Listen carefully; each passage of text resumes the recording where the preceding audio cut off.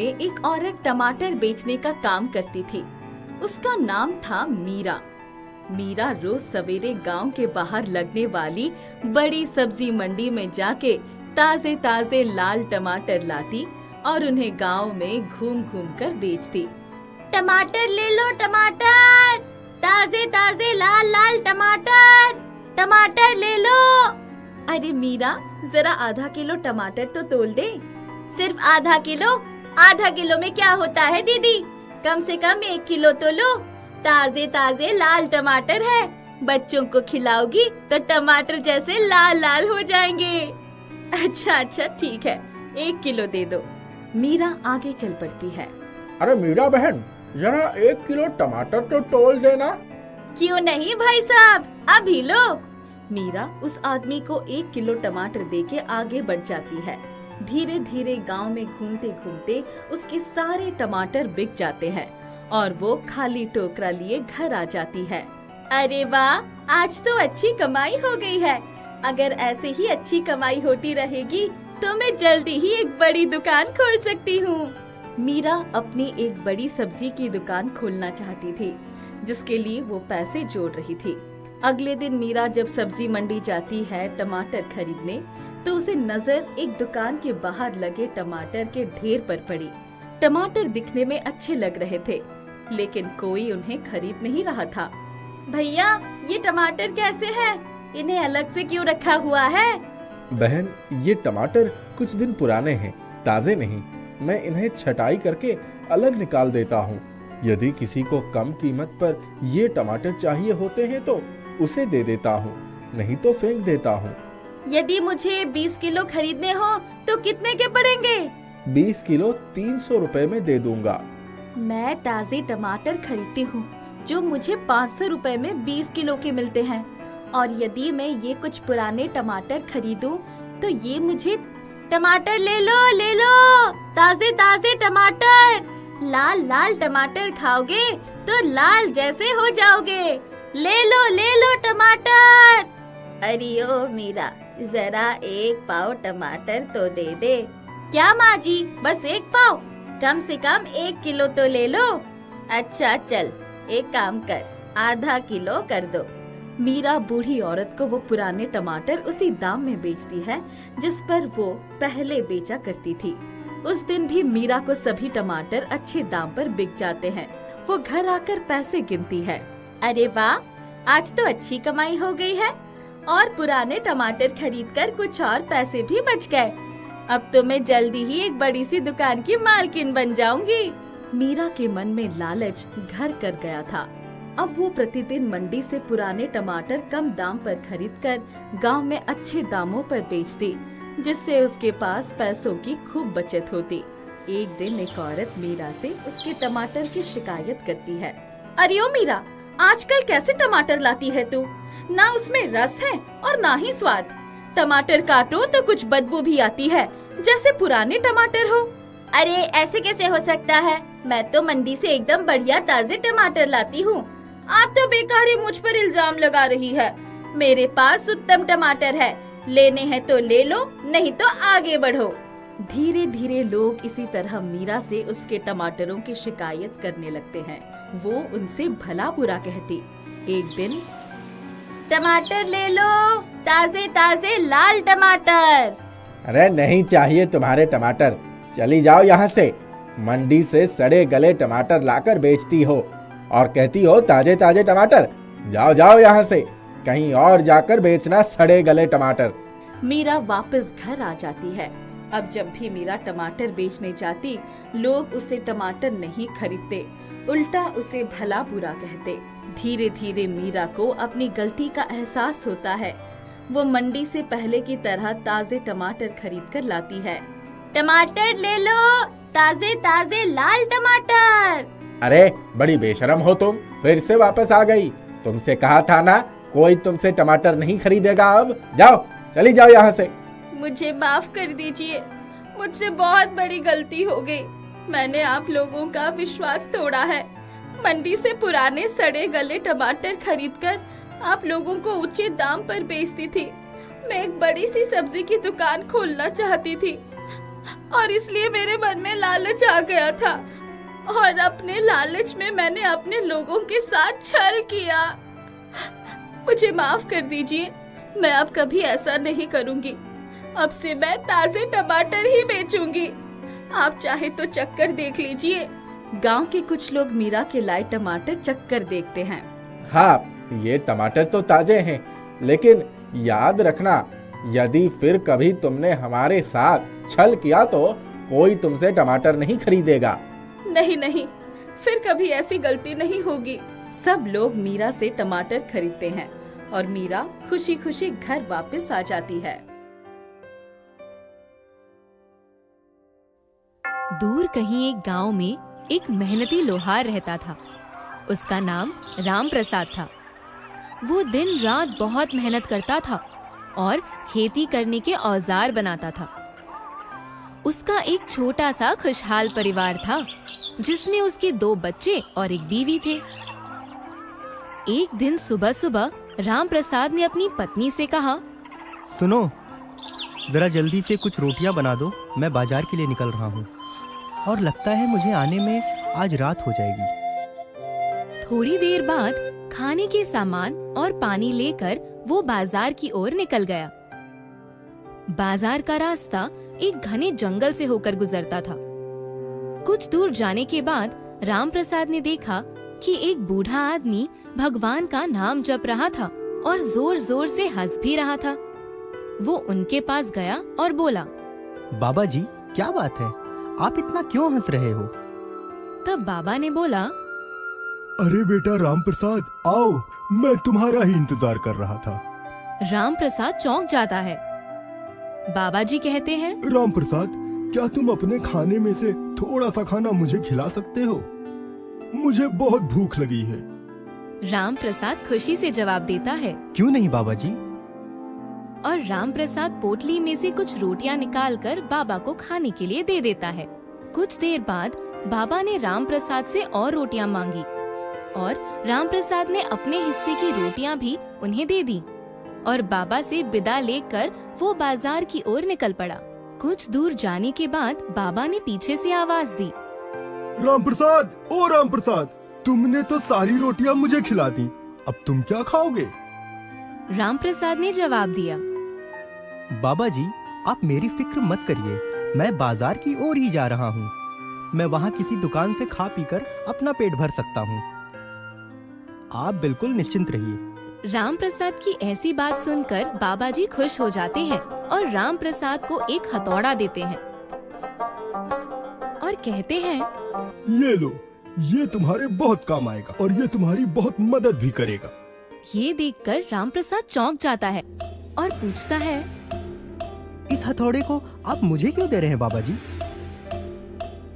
बाबा जी कहते हैं, क्योंकि बेटा, तुमने मुझ जैसे फकीर पर दया दिखाकर और अपना खाना देकर एक अच्छे इंसान होने का परिचय दिया है। और ये हथौड़ा कोई मामूली हथौड़ा नहीं है, ये एक बहुत ही चमत्कारी चीज है।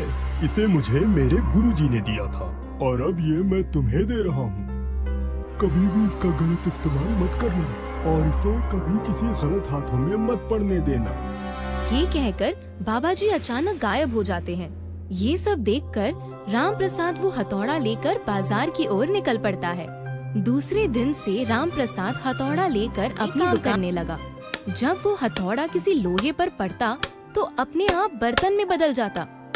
कभी खेती के औजार अपने आप तैयार हो जाते। ये देखकर गांव वाले आश्चर्यचकित हो गए। जिस ग्राहक को जैसा औजार चाहिए वैसा काम वो हथौड़ा कर देता था। राम प्रसाद भी अपने हथौड़े से बहुत खुश रहता था। एक दिन गांव के मुखिया ने राम प्रसाद को घर पर बुलाया और कहा, राम प्रसाद, तुम जानते हो गांव वालों को शहर जाने में कितनी परेशानी होती है। 2 दिन लग जाते हैं। तुम्हारे पास जो जादुई हथौड़ा है, क्या तुम उससे उस पहाड़ को तोड़ने में हमारी मदद कर सकते हो और गांव की खुशहाली क्या ला सकते हो? राम प्रसाद कहता है, क्यों नहीं मुखिया जी, मैं तो गांव के लिए कुछ भी कर सकता हूँ। मुखिया जी उसे उस पर्वत के पास ले गए।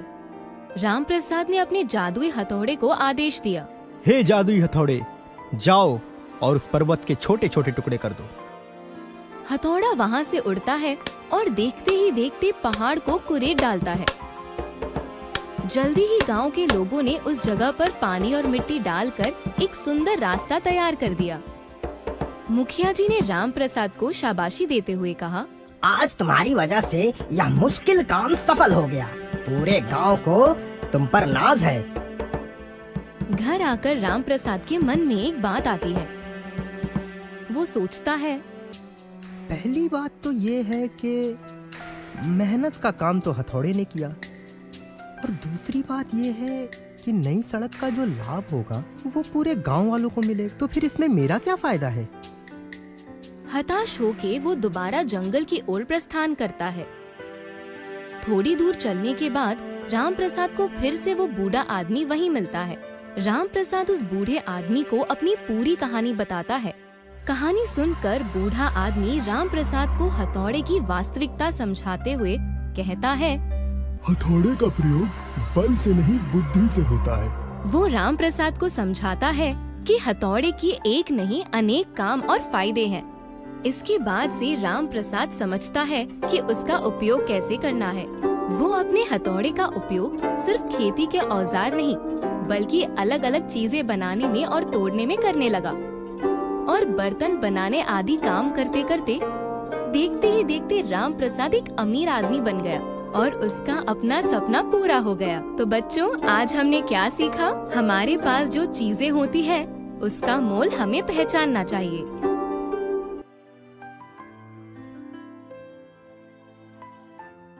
कुछ समय पहले की बात है। नेहा नाम की एक लड़की थी। नेहा वैसे तो बहुत अच्छी लड़की थी, लेकिन उसकी एक बुरी आदत थी। वो दिखावा बहुत करती थी। एक दिन जब वो अपने दोस्त के साथ स्कूल के ग्राउंड में बैठी हुई थी, तभी नेहा ने टीना से कहा, तुम्हें पता है, हमारे घर में एक नया कंप्यूटर आया है। हम उसे जो भी कहते हैं वो फटाक से कर देता है। और पता है, इन छुट्टियों में मेरे पापा नई महंगी कार भी लेने वाले हैं। टीना नेहा से कहती है, नेहा, तुम बहुत लकी लड़की हो। नेहा सच में एक लकी लड़की थी, क्योंकि वो बहुत अमीर घर से थी। लेकिन एक चीज ऐसी थी जो उसके पास भी नहीं थी, जिसकी वजह से वो उदास रहा करती थी। एक दिन जब उसका बर्थडे था, तब वो अपने कमरे में उदास बैठी थी। मेरे मम्मी पापा कितने अमीर हैं, पर इतनी अमीरी का क्या फायदा। हमेशा वो काम में व्यस्त रहते हैं और मेरे लिए उनके पास बिल्कुल भी समय नहीं रहता। मैं दुनिया देखना चाहती हूँ, मैं घूमना चाहती हूँ, हर जगह जाना चाहती हूँ। मैं क्या करूँ? मेरा मन बहुत उदास है। वो दिन नेहा के लिए बहुत ही खास था। नेहा कमरे में जोर जोर से रो रही थी। उसी समय वहाँ से परी गुजर रही थी। ये कैसी आवाज है? जरूर कोई बच्चा उदास है और मेरे होते हुए कोई बच्चा दुखी हो। ये कैसे हो सकता है? मुझे जाकर देखना चाहिए। हेलो नेहा। कौन हो तुम और मेरा नाम कैसे जानती हो? मैं बच्चों की परी हूँ। मैं हर बच्चे का नाम जानती हूँ और मैं हमेशा घूम घूम के पता लगाती हूँ कहीं कोई बच्चा दुखी तो नहीं है, और अगर वो बच्चे अच्छे हो तो वो जो भी चाहते हैं वो मैं उन्हें दे देती हूँ। आज मैंने तुम्हें अपने आप से शिकायत करते हुए सुना। सच में? मैंने सुना कि तुम पूरी दुनिया घूमकर देखना चाहती हो। ओह हाँ, मैं तुम्हारी इच्छा पूरी कर सकती हूँ। वाओ, इसमें कितना मजा आएगा। परी नेहा को एक जादुई बॉक्स देती है। ये क्या है? ये तुम्हारा जादुई तोहफा है। इसे संभाल के रखना। यही तुम्हारी दुनिया घूमने में मदद करेगा और तुम्हारी इच्छा पूरी करेगा। सच में? ये तो छोटा सा मामूली सा डब्बा है। ये जादुई कैसे हो सकता है? हंसते हुए परी ने नेहा से कहा, ये रख लो, यही तुम्हारी इच्छा पूरी करेगा। लेकिन याद रखना, ये बड़ा ही खास डब्बा है। इसे तुम्हें छुपा कर रखना होगा। इसके बारे में तुम किसी से भी कुछ नहीं कह सकती। अगर तुमने किसी को बताया तो इसका नतीजा बहुत ही बुरा हो सकता है। ऐसा कहकर परी वहां से आसमान की ओर उड़ गई। मुझे इस बॉक्स को खोलकर देखना चाहिए। नेहा जैसे ही बॉक्स को खोलती है तो उसमें से बहुत सारी रोशनी निकलती है, जिसे देखकर वो बहुत ही हैरान रह जाती है। नेहा को उस बॉक्स में एक रेड बटन दिखाई पड़ता है। थोड़ी देर सोचने के बाद नेहा उस बटन को दबाती है। बटन दबाते ही नेहा हवा में तैरने लगती है और जैसे ही वो अपने पैरों की ओर देखती है उसे एक सुंदर सा कारपेट नजर आता है। वाओ, ये कोई मामूली डब्बा नहीं है, ये तो मैजिक कारपेट है। अब नेहा सोचती है कि इसे कैसे चलाया जाए और तभी उसे एक उपाय सूझता है। वो कारपेट से कहती है, मुझे ताजमहल दिखाने ले चलो। और जैसे ही वो कहती है तभी वो कारपेट नेहा को लेकर आसमान में उड़ जाता है और ताजमहल की ओर ले जाता है।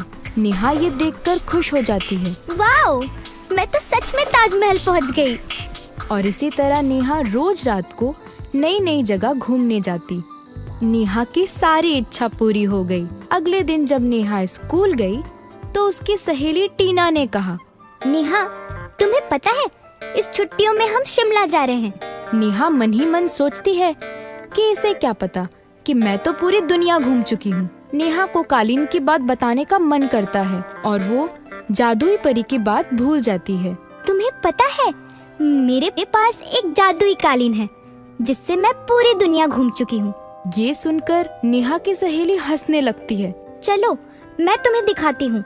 वो दोनों मिनी क्लासरूम में जाते हैं और नेहा पेंसिल बॉक्स का बटन दबाती है, पर इस बार बॉक्स कालीन में नहीं बदलता। उसके बाद उसकी सहेली फिर से हंसने लगती है। नेहा घर वापस जाती है और पेंसिल बॉक्स देखकर रोने लगती है। तब जादुई परी आती है और कहती है, तुम्हें मैंने कहा था कि ये बात किसी को मत बताना। नेहा जोर जोर से रोने लगती है और कहती है, मुझे माफ कर दो परी। तुमने अब पूरी दुनिया देख ली है और एक सबक भी सीख लिया है, इसलिए अब तुम्हें इसकी कोई जरूरत नहीं है। नेहा कहती है, हाँ जादुई परी, आप सही बोल रही हैं। और थोड़ी देर सोचने के बाद कहती है कि आप ये जादुई कालीन किसी जरूरतमंद बच्चे को दे दीजिए। इस कहानी से हमें ये शिक्षा मिलती है कि हमें कभी भी अपनी शक्तियों का गलत प्रयोग नहीं करनी चाहिए।